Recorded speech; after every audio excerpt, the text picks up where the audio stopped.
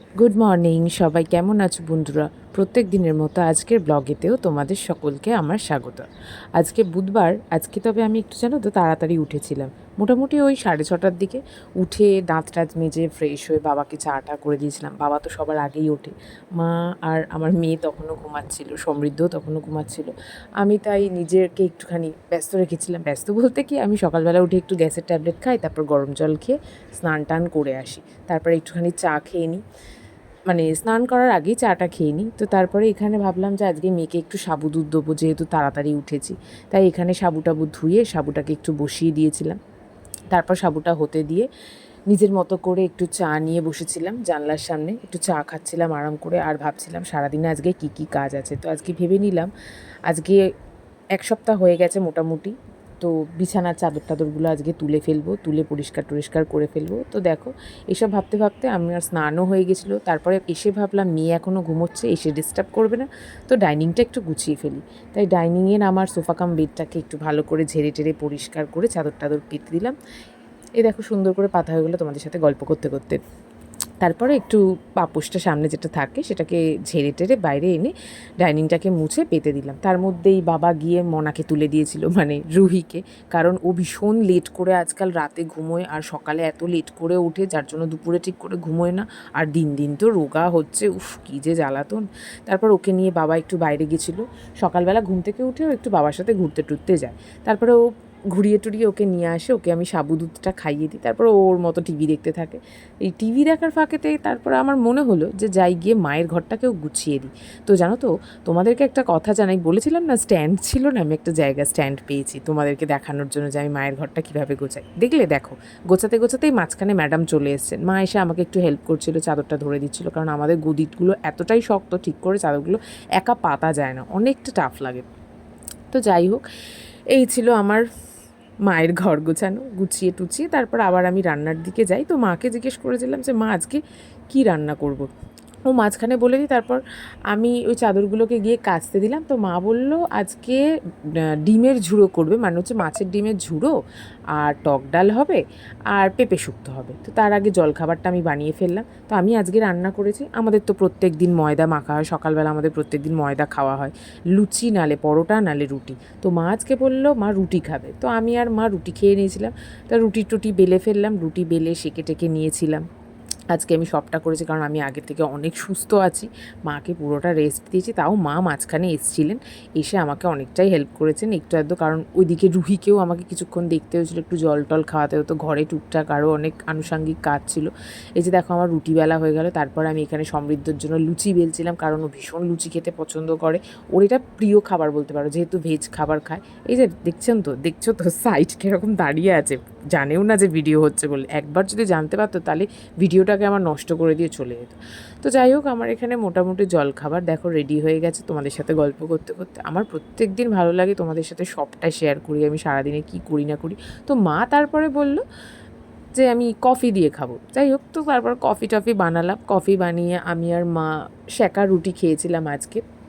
বেশ ভালোই লেগেছিলো অনেক দিন বাদে, কারণ একটানা আমাদের পরোটা খাওয়া হচ্ছিলো। সব কিছু মোটামুটি রেডি ছিল। তারপরে তো সবজি কাটতে গেছিলাম, সবজি টবজি কেটে প্রথমে ভাবলাম যে আগে রুহির সবজিটা বানিয়ে ফেলি। রুহির সবজিটা বানালাম। রুহির সবজিটা বানানোর জন্য আমি আজকে ওকে দিয়েছিলাম তোমার পেঁপে আলু সব কিছু দিয়ে সেদ্ধ ভাত দিয়েছিলাম আজকে ওকে, কারণ একটানা ঝোল ভাত খাচ্ছিল। ও একটানা বেশি দিন কোনো জিনিসটা খেতে পছন্দ করে না, ওকে ভীষণ ঘুরিয়ে ফিরিয়ে দিতে হয়। নয় আজকে বড়ার তরকারি, না হলে ডিমের ঝোল, মানে আদা রসুন বাদ দিয়ে আর কি, একটু আঝালা, মানে কোনো কিছু মশলা ছাড়াই আমি ওকে পাতলা পাতলা দিই। তো যাই হোক, এই দেখো সবজি কাটার আগে বলে দিই, তার আগে আমি চালটা ভিজিয়ে নিয়েছিলাম, কারণ আমাদের না ভাতটা যেহেতু সমৃদ্ধ একটু বেলায় খায়, ওর খেতে খেতে 3টে বাজে। তো মা বলল আজকে যে চালটা ভিজিয়ে রাখতে, চালটা ভিজিয়ে রাখার পরে মোটামুটি একটু বেলার দিকে ভাতটা বসাতে। তো আমি এরকম চালটাকে দেখো ধুয়ে টুয়ে ভিজিয়ে টিজিয়ে রেখেছিলাম। তারপরে চাপা টাপা দিয়ে রেখে তারপরে গিয়ে সবজি কাটতে গেছিলাম। ওই যে বলছিলাম না যে রুহিকে সবজিটা কী দিলাম। আর এই যে দেখো পেঁপে শুক্তো হবে বলে পেঁপেটা কাটবো, পেঁপে আলু টালু সব কিছু কেটে রাখি। পেঁপে শুক্তোটা আমাদের কি, আমিও এই বাড়িতে এসে প্রথম জানি যে পেঁপে শুক্তো আমি কোনোদিনও জানতাম না কীভাবে হয়। মা আমাকে এটা শিখিয়েছে। যা কিছু রান্না বললো, যাবতীয় যে আমি রান্নার ভিডিওগুলোও দিই, সব কিছু কিন্তু জানো তো আমার শাশুড়ি মায়ের থেকে শেখা। উনি একটা দারুণ রাঁধুনি যাকে বলে। এমনিতে তো প্রচণ্ড পরিষ্কার, প্রচণ্ড পিটপিটে আর ভীষণ পারফেকশনিস্ট, মানে ওনার সব কিছু পারফেক্ট করে করতে হবে তবে গিয়ে সব কিছু। আর রান্নার হাতের স্বাদ আহা জাস্ট অসাধারণ। তো যাই হোক, পেঁপে শুক্তোটা ওই রাঁধুনি ফোড়ন দিয়ে পেঁপেটাকে সেদ্ধ করে দিয়ে তার মধ্যে একটু আদা কুচি দিয়ে নুন চিনি হলুদ দিয়ে নামিয়ে দেবে। এই যে দেখো, পেঁপে শুক্তোর জন্য আমার পেঁপে কাটা হয়ে গেছে, জল টল দিয়ে ধুয়ে নিলাম। তারপর প্রেশার কুকারে আমি এইভাবে শুক্তোটাকে, মানে শুক্তোটার জন্য পেঁপেটা সেদ্ধ করতে দিয়ে দিয়েছিলাম। এটা রুহির খাবার, এই যে আলু পেঁপে আর ওকে মুগ ডাল দিয়ে আজকে করেছিলাম। ও এই যে বাদাম, এটা বলি কেন করছিলাম, এটা হচ্ছে ওই ডিমের ঝুড়োটা করার জন্য। এই যে এই রেসিপিটা তোমাদেরকে আমি অন্য আর একদিন বলবো, ডিমের ঝুড়োটা কিভাবে করেছিলাম, মাছের ডিমের কিন্তু অবশ্যই। তারপরে আমার মনে হলো মা আমাকে বললেন যে রাতের তরকারিটাও একেবারে করে রাখবে, তাই জন্য আমি একটুখানি কাঁচা লঙ্কা দিয়ে আলুর তরকারি করেছিলাম, যার জন্য একটু আলুটা কেটে নিয়েছিলাম। তো তরকারিটা আমার হয়ে গেছিলো। তারপরে বাবাও এসে গেছিলো, বাবাকে খেতে টেতে দিয়েছিলাম। তার মধ্যে মনে হলো রুহি আবার ঘরদোর নোংরা করে রেখেছে। যথারীতি ম্যাডামকে নিয়ে আমি একটু চটকাচটকি করে তারপরে আবার ঘরদোরটা একটু পরিষ্কার টরিষ্কার করে গুছিয়ে নিলাম। আর আমার ঘরটাকে ওদিকে গোছাতে চলে গেছিলাম। আমার ঘরেও চাদর টাদর তুলেছিলাম, মোছামুছি করেছিলাম, কারণ অনেক এক সপ্তাহ হলেই আমি ঘরের চাদর টাদর সব তুলে দিই। আর তখনই এসে ম্যাডামের ডিস্টার্ব করাটা একটা দরকার। এখানে একটু পড়েও গেছিলো, মাথায় লেগেছিলো, কারণ ভীষণ জ্বালাতন করে। আর সারাদিন মানে একটা লেজ ছাড়া হনুমান যাকে বলে, এত ডিস্টার্ব করা। আর বিছানায় জল ফেলবেই, বিছানার চাদরেই, মানে আমাকে হয়তো 2-3 দিন অন্তরই চাদর চেঞ্জ করতে হয়। তো যাই হোক, এবার এখানে গোছগাছ করে নিয়েছিলাম আমি, গোছগাছ করে টোরে তারপরে আবার একবার আমি ফ্রেশ হতে গেছিলাম। মানে সারাদিনে মোটামুটি আমার কিছু না করে মনে হয় 3-4 বার স্নান করা হয়ে যায়। আমি এত প্রচণ্ড ঘামি আর এত প্রচণ্ড পরিষ্কার করতে হয়। তো যেটা যার জায়গায় সব কিছু ঢুকিয়ে ফুটকিয়ে রেখেছিলাম। তারপরে গিয়ে বারান্দা থেকে আবার কিছু জামা কাপড় আমাকে তুলে তুলে আনতে হয়েছিলো, এবং শুকিয়ে গেছিলো, তার মধ্যে ভিজে জামা কাপড়ও মেলতে হয়েছিলো কিছুটা। আবার আমি একটুখানি ডাইনিংটাকে গুছিয়ে নিয়েছিলাম। তারপরে খাওয়া দাওয়া হয়ে যাওয়ার পরে এবার ফ্রেশ হতে যাবো, তাই রান্নাঘরটা পরিষ্কার করে হালকা কিছু বাসন থাকে যেগুলো আমি মাসির জন্য সবটা ফেলে রাখি না, কারণ উনিও তো বয়স্ক মানুষ, আমি কিছুটা হাতে করে নিই।